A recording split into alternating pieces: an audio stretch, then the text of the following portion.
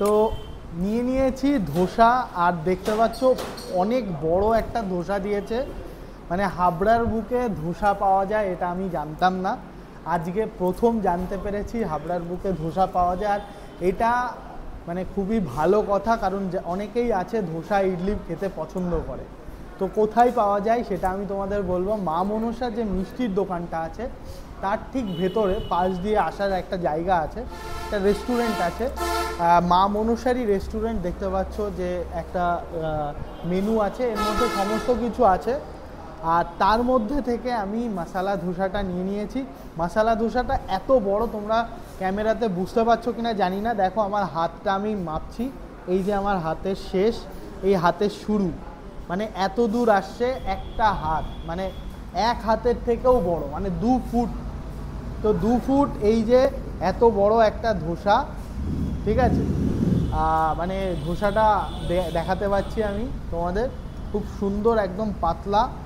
আর এখানে আছে মশালা, যে আলুর যে পুরটা হয়, এটা হচ্ছে তোমার, একটু ক্লোজে আসো, আলুর যে পুরটা হয় এটা হচ্ছে ওই নারকেলের যে চাটনি ওটা, আর এই দুটো হচ্ছে সাম্বার, তাই তো। তো এখানে আমরা একটু ট্রাই করব, দেখি একটু ট্রাই করে দেখি। অনেকক্ষণ ধরেই ভিডিও করছি বলে ঠান্ডা হয়ে গেছে, একটু ইয়ে নিই আর একটু সাম্বার দিয়ে।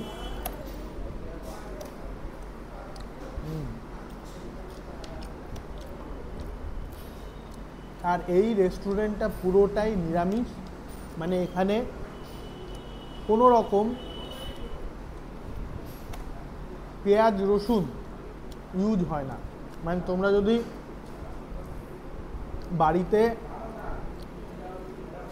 পুজো থাকে আর সেই পুজোতে তোমরা ইডলি ধোসা বা এখানকার কোনো মিষ্টি নিতে চাও, নিতে পারো।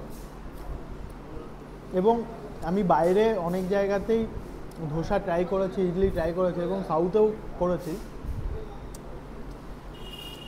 আমি বলবো যে খাবারের টেস্ট অথেন্টিক আছে। অনেকে বলতে পারে হাবড়ার বুকে ধোসা, হ্যাঁ হাবড়ার বুকেও ধোসা পাওয়া যায়, তোমরা অনেকেই জানো না, সেইটা আজকে তোমাদের জানানোর জন্য এখানে আনা, এই ভিডিওটা করা। আর যদি তোমরা কেউ ট্রাই করে থাকো এর আগে, যদি জেনে থাকো যে হাবড়ার বুকে ধোসা ইডলি এরকম সাউথ ইন্ডিয়ান অনেক ভালো ভালো খাবার পাওয়া যায় বাড়া, আর যদি খেয়ে থাকো অবশ্যই অবশ্যই করে কমেন্টসে অবশ্যই জানাবে তোমাদের কেমন লেগেছে এখানকার সাউথ ইন্ডিয়ান খাবার। আর এই খাবার পাওয়া যায় সেটা কতজন জানে অবশ্যই কমেন্টসে জানাবে। আমার তো অসাধারণ লেগেছে।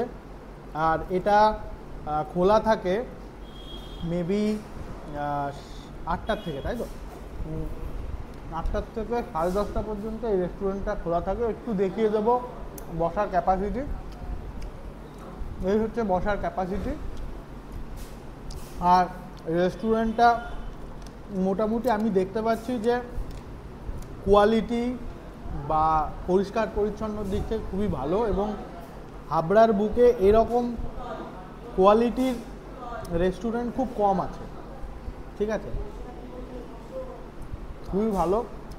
আমি রেকমেন্ড করব তোমাদের হাবড়াতে থাকলে বা হাবড়ার আশেপাশে থাকলে একবার অন্তত ট্রাই করো, ট্রাই করে দেখলে তোমরাই বুঝতে পারবে কতটা ভালো, ঠিক আছে। আর ভিডিওটা ভালো লাগলে সবার সঙ্গে শেয়ার করবে। পেটুক বাঙালির আড্ডার পেজটাকে ফলো করতে একদম ভুলবে না।